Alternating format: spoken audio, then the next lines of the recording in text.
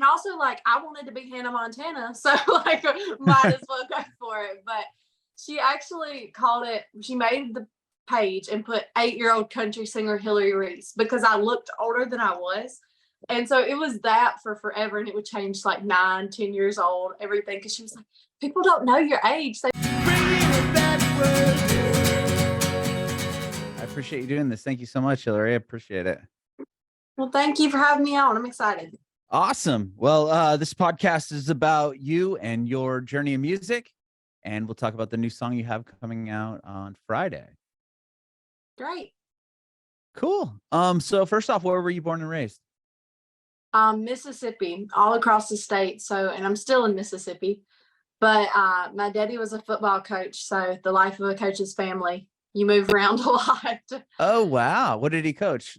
College, high school? He was only on the high school level, but just constant moving. Everybody in my family is actually football coaches. Like there's a lot of them. So we're definitely a football family, even though I couldn't tell you a lot about it. Oh, really? You're not into it as much, obviously? I never had somebody to explain it to me because it's only me and my mom in the stands and she doesn't know about it. And my dad's coaching. So therefore we just guess the whole time. Oh, wow. Are you an only child? I'm not. I actually have 2 siblings, 2 older siblings. So I have a sister. She was never into sports or anything like that. And my brother was also into music. So none of us can tell you anything about sports of any kind. Oh, that's funny. So dad's a coach, but no one in the family plays. Right. We all tried like T-ball and stuff like that. I actually did T-ball, and then my first game, I threw the bat down and I was like, it's hot. I quit. I want to go home. Like, you're done with it. Not for me. Yeah. That's funny.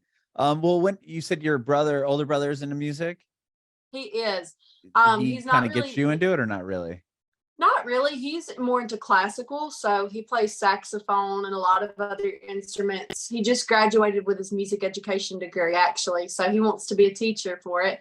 But I was definitely like the country bumpkin. I was like, I want to sing songs like Before He Cheats and Redneck Woman and all that. Okay. And he was like, you're a straight up hillbilly. I'm going to go over here in my classical music. That's funny. Well, when did you get into music? Were you singing at an early age, or how did you get introduced to it? I was, just because my brother was into music. I mean, we always had the radio going, always had things like that playing in the house, you know. But when I was about 8, I started taking singing lessons at this place near my house. And they did this thing like once a month. You went to this local restaurant and you could sing a cover or 2. And that's how I got into performing. And then through them, I started making little like YouTube videos, Facebook videos, and I posted them and they got attention. I can't even look at them now. They make me cringe so bad. But I say I kind of fell into this because I really did, because I had no idea what I was doing. I was just like, oh, I'm going to post videos on Facebook. And my mom was like, okay, you know, your family wants to see them who doesn't live near here. So we'll do it that way. And then they got attention and we were like, oh, maybe there's something to this. Wow. That was at 8 is when you started doing that? 8. And then I think my first video that got a lot of attention, I was about 10. So I was very young, and I really didn't process it all because I wasn't on Facebook a lot. Like I never really went into my own account. My mom kind of just posted it for my family to see.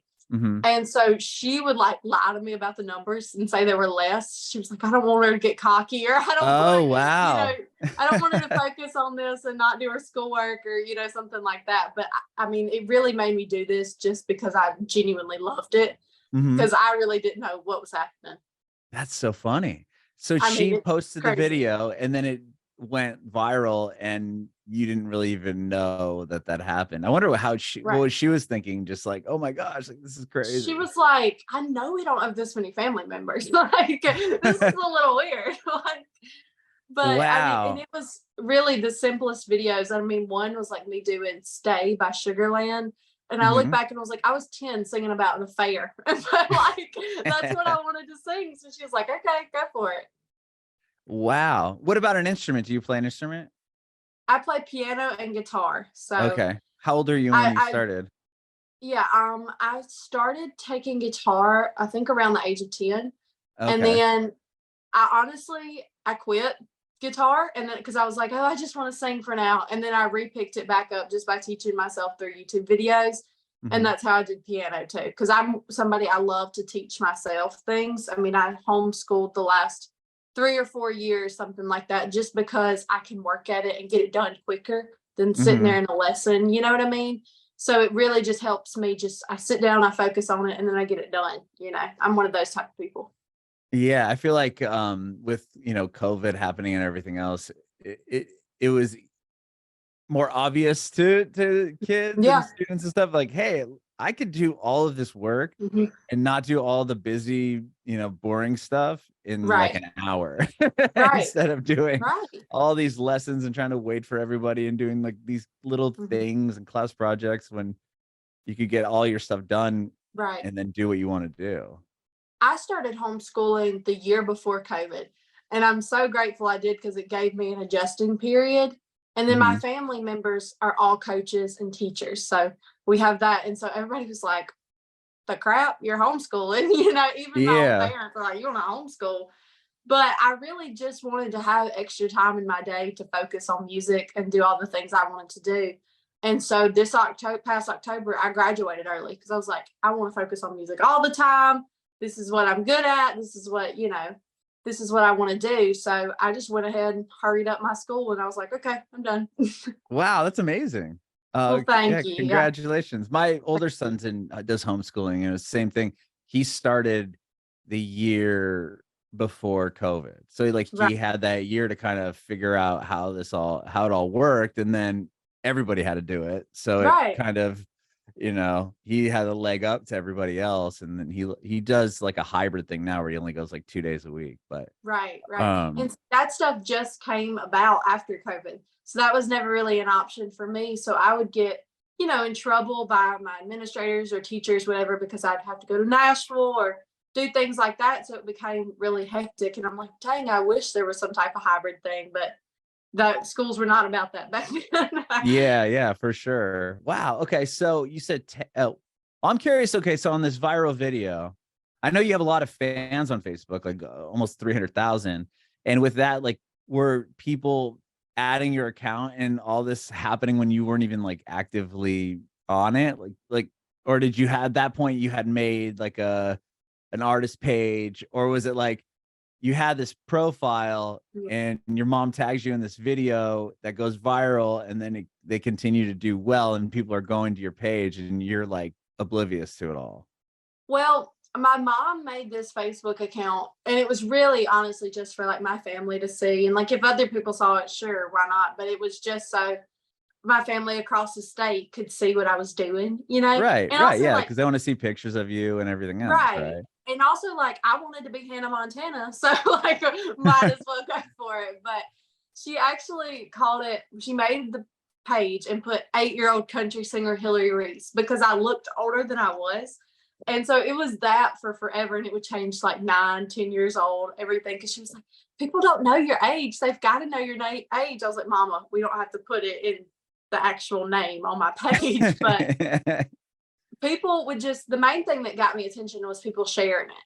So, I mean, that's how a big thing that really kicked it off with Facebook is people would share it and be like, oh, look at this 8-year-old. Oh, she's singing Stay. Oh, she's singing Before You Cheat. Oh, she's singing My Church by Maren Morris. And so just people sharing it organically was honestly just what kicked it all off. But yeah, I was oblivious. Like while all of that was going on, I was still in school full time. I mean, I really had no idea what was going on. I just knew like every Monday I'm going to go to voice lessons, and once a month I'm going to play at this barbecue restaurant, and I'm going to sing 2 or 3 songs. Like, I mean, that was my routine for years after that. So, I mean, my focus was school and just making that part of my life normal, because that's where I spent all of my time. But right, especially at that age. I mean, you're in elementary school. Right. My younger son's in 1st grade, and it's like, yeah, he's sick, almost 7, and it's like he doesn't know anything other than going to school, comes home, he knows where he needs to be, whether it be a lesson or whatever, a sport. Right. But other than that, I mean, he's not concerned with Facebook followers. I will say, when I got into like the 6th grade, like I didn't tell anybody at my school that I sang, because I was like, this is just going to be a headache for me. Like I would say, yeah, I took voice lessons or this or that, but I was big into stuff like student council and all of that. Like I didn't want to be known as the girl that sang, because then it was like, oh, sing something for me right now. And oh, like, right. We're at recess. You know what I mean? Yeah, like, it's like if you're a comedian, it's like, oh, well, tell me a joke. It's like, well, that doesn't really work like that. Right. And again, like I really didn't have a full grasp of what was going on. So I mean, I wasn't going to just go talk about it to everybody. But when I got into 6th grade, people started finding out about it, because my principal, I went and auditioned for America's Got Talent, like did what the cattle call auditions, and she announced it over the intercom. She's like, everybody wish Hillary good luck. And so everybody found out about it. And then I moved schools the next year, not because of that, but I was like, thank goodness. Like then they started pulling up my old cover videos of when I was like 8, and I wanted to die in class. I was like, oh my gosh. I can't do it. So they would play them for you while you're in class? Yes. Yeah. They'd get out the little Chromebooks and they would pull up my old like 8-year-old singing videos. And at that age, especially, like you're growing every 6 months. Your voice is different, constantly. So I just hated it. And they weren't bullying me or anything. It was just, kind of a joke. But I was just like, oh my gosh, this is my worst nightmare, Yeah. I've interviewed another artist that had a similar story where they were still in high school or in school or something when things started to happen, and it was the same thing. Like people were pulling up, or the teacher would pull up the music video of her song and put it on like the screen for the kids to see. It's like, that's so embarrassing. Like it is. And even if you're real, obviously you're good and people enjoy the videos and have seen it, but it's I don't know, for me at least, I wouldn't want all this attention. Just like, okay, everybody look, you're sitting here and this is your video. I don't know. Some people I guess could get away with it, but not me.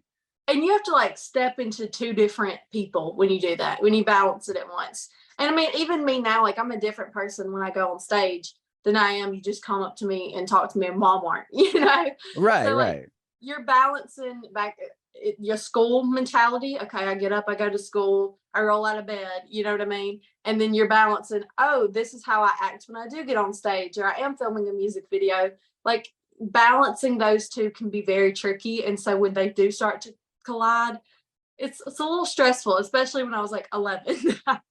Yeah, man, I can't even imagine. Wow. So when do you start? Are you, because I know the couple songs that I've heard of yours, and even the new one I got a chance to listen to, which is really good.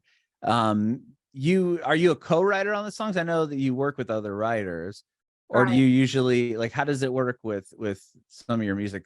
And like, how old were you when that started? So for this song in particular, I'm not a writer on, which is something that I don't say often.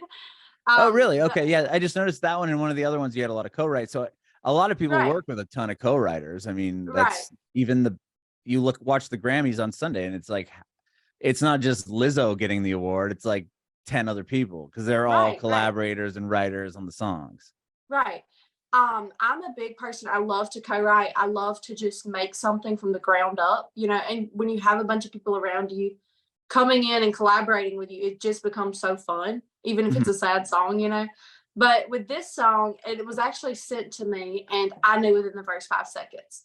That's my rule if I'm going to take a song that I don't write, because I don't really resonate with a lot of songs that other people send me. And honestly, my producer sent these over, and he sent probably about 60 songs over that I said no to. And it's within the first 5 seconds that I say no. I mean, I'll listen usually through the whole song or most of the whole song, but I'm just like, this is not me. But with this song, I knew, I was like, I've got to have this. And also, if I hear somebody else cut this song, I'm going to be devastated, because I just love this song so much, Yeah. And it's one that I wasn't going to forget about. So I was like, yeah, I guess I better go ahead and cut it, But I'm one of those people, I really do. I love to write, but I'm not going to die on this hill like, oh, I have to write every single song that I sing, because I know there's writers better than me. And I know there's people out there that are just amazingly talented songwriters. So why wouldn't I want to work with them, Right. But I mean, again, writing's a passion of mine. But when you hear a song that you just know should be yours, or, you can't stop thinking about, I think there's nothing wrong with taking it. And some people do, and that's them. Hey, if you want to write every song you sing, go for it.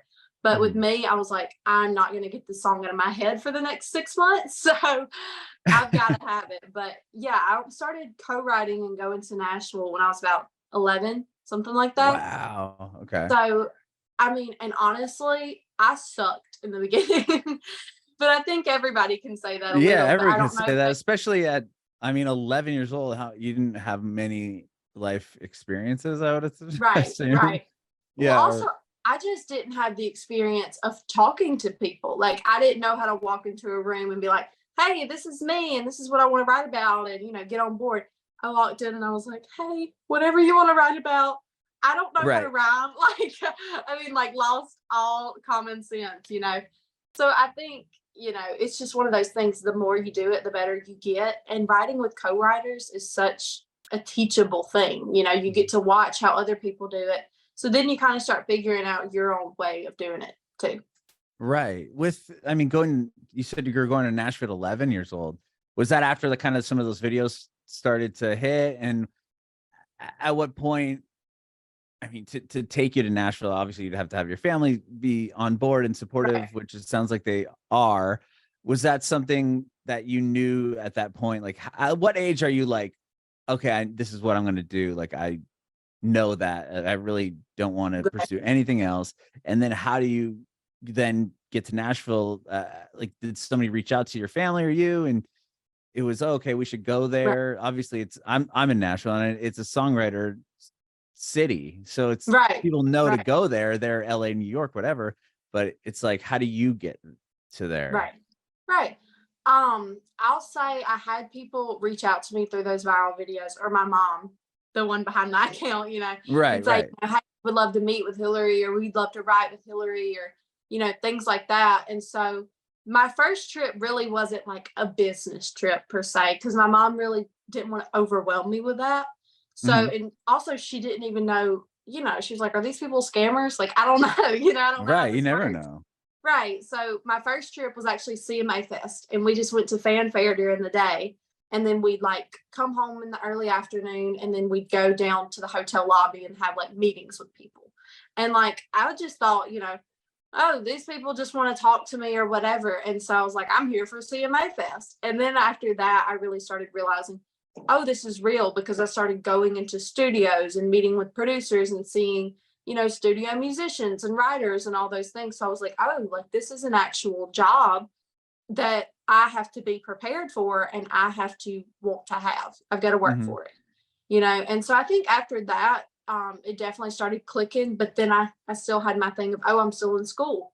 I've got to go back to school come Monday morning, So balancing all of that was kind of tricky. And I did not have the time while I was in school 40 hours a week to give my all to this career. So I was like, here's what I'm going to do. I'm going to write.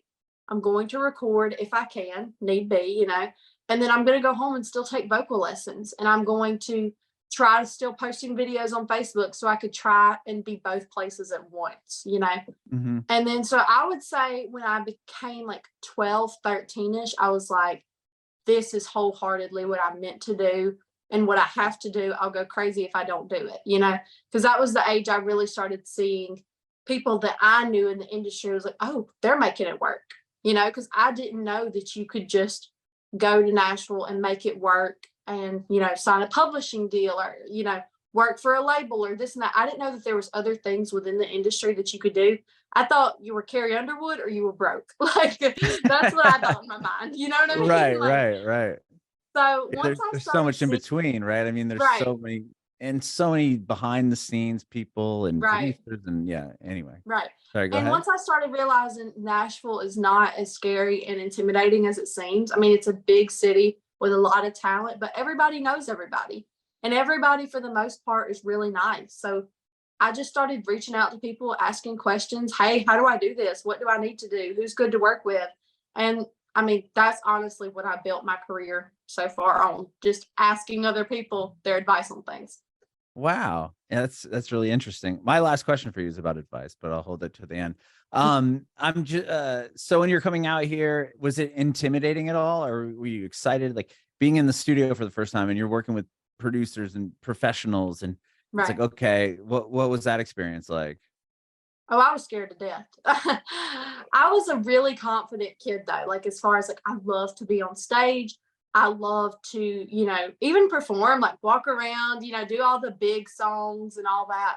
But when it came to, oh, I'm in a studio and like this is just me and this is just me singing, like I can't cover this up by being on stage and all of that. Mm-hmm. That was really intimidating. And then when you go into a studio and you're going to record a track, you've got 10 studio musicians who have been doing this for 50 years. And then there was me, a little 11-year-old.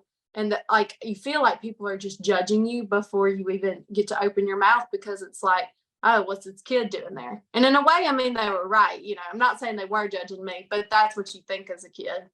Right. And it's just the feeling of, oh, I haven't maybe earned my spot here yet. But in reality, I mean, everybody's path is different and earning your spot looks different for everybody. But I mean, it was very scary. And when you're thrown into these songs, like I wrote the songs, I wrote for 2 days, or in 3 days, probably about 10 songs with these co-writers. And that was the first time I'd ever written songs. And then the next 2 days, we went in to record those songs, 5 of those songs. So I had just learned the songs. They changed all the keys. I mean, just written the songs. They were so fresh. And then I was 11 and I had been used to practicing a song like 2 months before I sang one song on stage. So I was just, it was a whirlwind of things. And then I just felt like, oh my gosh, like I did so bad. I disappointed everybody. But in reality, I mean, it's just part of it. You have your growing pains. Mm-hmm. Wow. What were some of those songs that you wrote the first time you were there, or you had a part in writing? Were they ones that you've released on Spotify? They were. There's a few of them. There's Wildfires, which we went back in and re-recorded when I was older. But I mean, I recorded that song originally when I was 11 years old. Wow. When the Smoke Clears, that's my first single. I think it's the first one, right? That's the first one I saw of yours. Something Different. That one, again, recorded when I was 11. And then When the Smoke Clears, are you 11 also on that recording? Yeah. Wow, that's crazy.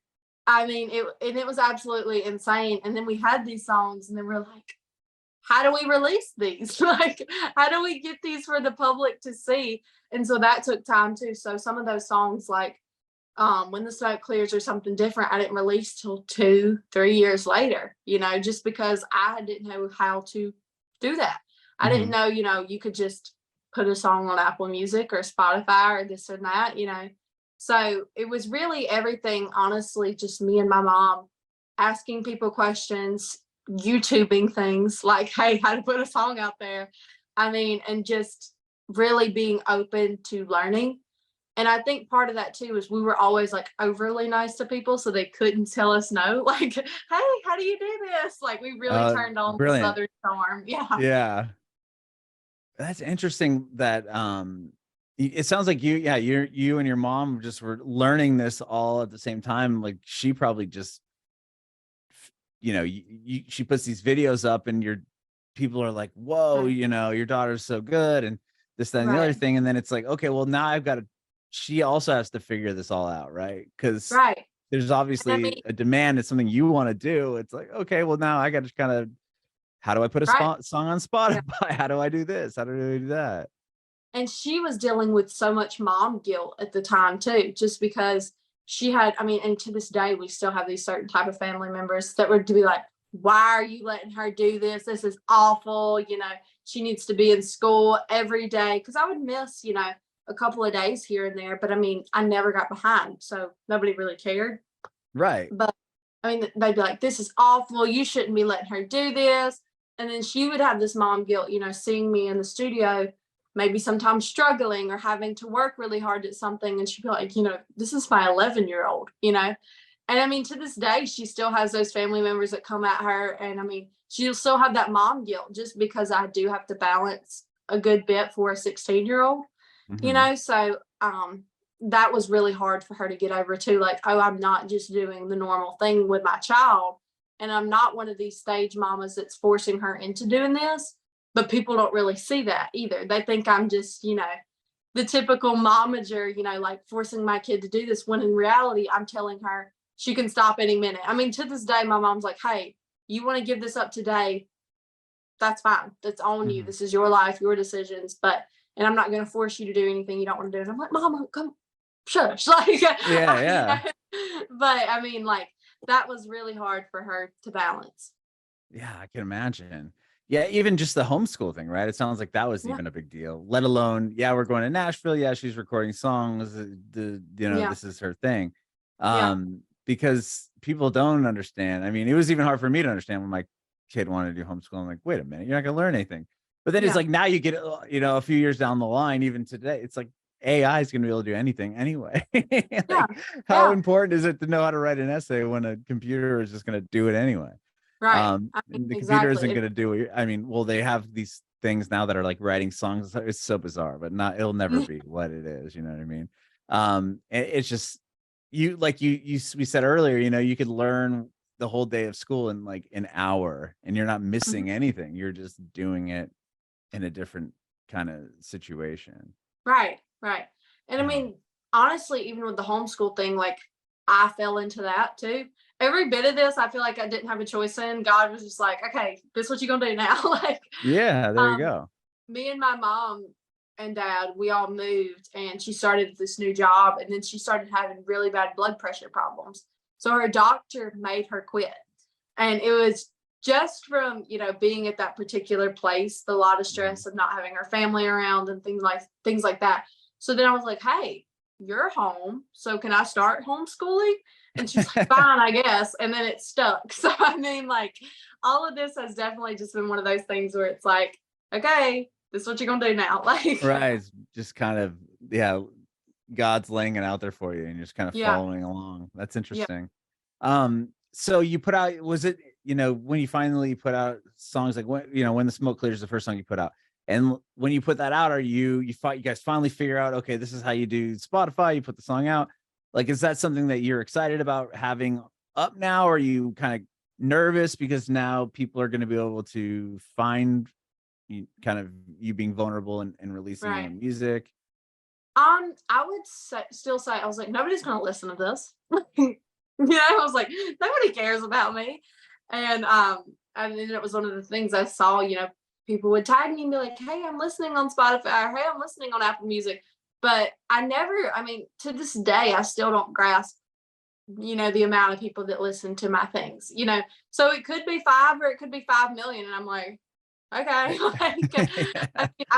I'm just not one of these people that obsesses on numbers, just because in this industry, the numbers can change so easy and so fast. So I try to train myself to not really think about the numbers too much, because at the end of the day, you just have to focus on your music, or else crap hits the fan. Right. So I think that's the mentality I kind of went into this all with, because I was like, well, people liked those cover videos. And I was like, and I think I suck in those videos. Just looking back as, older, I was like, those weren't even that good. Well, your own worst critic, right? Right. So I was like, so if they listen to this, I mean, we'll just see, because I'm not a kid anymore, or I was still a kid, but I'm not little anymore, singing the cover songs that they already know. This is my stuff. So I was like, we'll just see how this plays out. Okay. With like COVID happening and everything shutting down, and that probably limited your trips to Nashville, I would assume. Did you have to, like everyone, kind of switch up how you were doing things as far as writing songs and recording music? Or was that something that you had to stop doing for a while? Or what, or, did you do the Zoom writes? Like, how did you manage your career with that happening? I will say I was one of the really lucky ones that built my career on social media. So it wasn't gigs or anything like that, because there was no way I could be doing 3-month tours at 13, So, right, of course. So I built my whole fan base and, career and how I did things all through social media. So it was honestly a good transition for me, just because I kind of got to come back to that and stop focusing on, oh, Nashville. I was like, okay, let me just focus on this relationship with my followers, and then try and just be as authentic as I can, and, get back to rebuilding that. And I honestly think that's one of the things that helped me so much, just because I am only one person and I can't be in Nashville 24/7. I mean, I'm still 16 years old, can't go without my parents, or my mom or anything. So I think it was honestly a blessing for me in disguise, because I really got to sit down and think, okay, what type of music do I want to make? How do I want to write it? And then I started doing co-writes, and I wrote probably, I had a plan to go back into the studio in 2 months. And I think we wrote like 30 songs. So I was like, it was grind time for me. I was like, this Wow. is what all my energy is going to go towards. And it was one of those things, I was finding the co-writers myself. I was like DMing people on Instagram. It was not something where people were like setting it up for me. I mean, I don't have a publishing deal. I don't work with a publisher. So, I mean, it was one of those things where I really was just saying, who do I want around me? Who are some really talented people I've met in Nashville? Okay, let's get them on a write. Let's do Zoom. So I think that was just a really authentic way to, reframe my music and my career. Mm-hmm. Oh, I completely agree.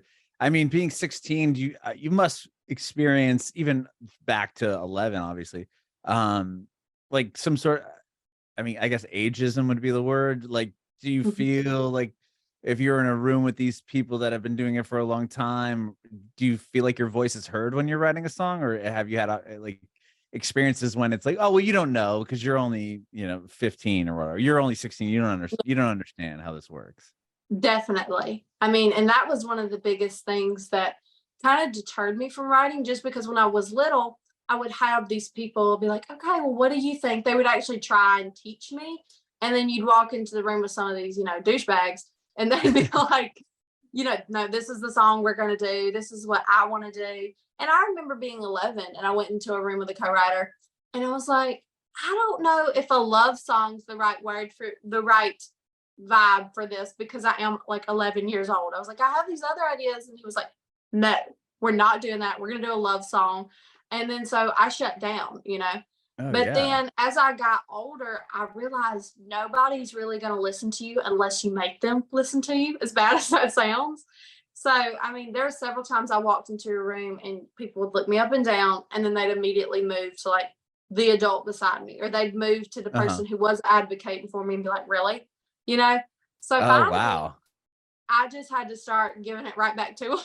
If that happened, I'm now the person, I will walk up straight to you, look you in the eye, and shake your hand. I don't care if you are a 50-year-old grown man. I'm going to be the 16-year-old that shakes your hand first, and just kind of just making it known that, hey, I'm doing this. I want to do this. I'm a nice person, but also you're not going to treat me like I don't matter, Right.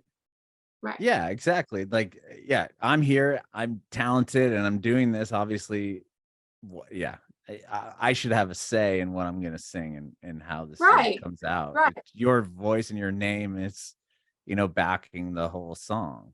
Right. And I mean, and that was kind of where I got confused, because I thought a long time in the beginning, like, oh, like you don't get to have a say in what you sing, how you sing it, how you want the music to be. Like, you don't get to have that. That's for somebody else to decide. And then finally I woke up, I was like, I don't have a label telling me what to do. I don't have this person telling me what to do, or this person. Not that labels always tell you what to do. It's just, I was like, I don't actually have that. So I was like, I can do whatever I want. So I was like, I kind of had to look at it from that mentality, and it was one of the things. I was like, I'm not going to put out something that I don't want to put out, and I'm not going to record something that I don't want to record. I feel like I'm a very easy person to work with, but it just comes down to basic human respect for any age, any race, any gender, everything like that. And I mean, that's another thing in Nashville. You'll walk into the room and there will be, a bunch of 50-year-old guys in a room being your studio musicians, and they're great, they're talented people. But then when you're like the young girl, you feel so out of place, Yeah. I can't imagine. Yeah. Especially I'm just thinking to myself at 16, I wouldn't have the courage or the confidence to be like, no, I'm gonna do it this way. Like, this is how the song is gonna go. I'm sorry that you think that I should sing it this way. Yeah, Right. that's pretty impressive that you're able to do that even now Right. at 16 versus Well, like I mean, 11, it's one of 12, those 13. things. I'm not going to do anything that's not authentic. And I have so many people like push the teeny bopper or like the super pop stuff. And not that stuff can't be great, but it's just not me. I'm like, I am from the sticks, and you want me to sing a pop song? Like, just saying, like, that ain't gonna sound right, So Yeah, I was gonna say your new song is a ballad, right? I mean, it is, it's yeah. Sorry, I cut you off. Go ahead. No, you're good. I was just saying, like, I would have to kind of like break it down, be like, have you met me? Do you know what I sound like? That's funny. Well, yeah. So this new one, you said it was a song that you had heard, or somebody pitched you, and you knew within the first 5 seconds, this is mine. Yeah. And tell me about that. Like, what was it that resonated with you? Was the lyrics? Was it the melody of the song, or was it just kind of everything that came together? I think it was all of it, honestly. I mean, because I didn't really want to change a thing about it, and that's really hard for me. I'm very picky with what I do. So, I mean, when I listened to it and I just heard, this tragic love story, but it was one of those that just felt real and honest. It didn't feel like this. It didn't feel dramatic or fake or anything like that. It just felt like an honest, sad country love song. And I was like, this sounds like a George Strait song. Like, and I was like, I've got to have this. It's honestly, it's the perfect blend of old country mixed with modern, and that's what I am. So I was like, no, I've got to have this, because I knew if I heard somebody else sing it on the radio or wherever, I would be devastated, honestly. Mm-hmm. Sure. And do you get, once you get the song, is it you hear the whole thing through with like a demo track, and then you go in and re-record? Do you and your band or your producer re-record everything? Yes. Okay. So we make it exactly how I want to make it, But with this, I was honestly like, this demo is really, really good. Like, we need to use a lot of inspiration from that. But I mean, obviously, I was like, we got to have some more fiddle and steel guitar. Like, I love to bring back in those classic instruments. And it's weird. You'll see the studio musicians, and I'll be like, okay, you're going to play banjo a lot on this song. And they'll be like, I don't get to do that anymore, So I'm definitely the one that's like taking inspiration from George Strait, Loretta Lynn, all those. When country music was all about just being honest, I knew that this song would be perfect for that older feel. I love it. Well, I appreciate your time today. Thank you so much for doing this, Hillary. Well, I have one. Yeah, I do have one more question before I let you go. Like I said, it's about advice. I want to know if you have any advice for aspiring artists. I would definitely say stick to your gut.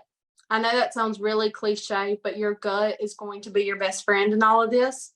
And be willing to learn, but know who you are and stick to that.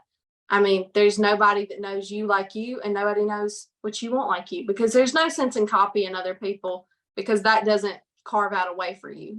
We need different and new things. So just be honest, honest with yourself. Bringing it backwards.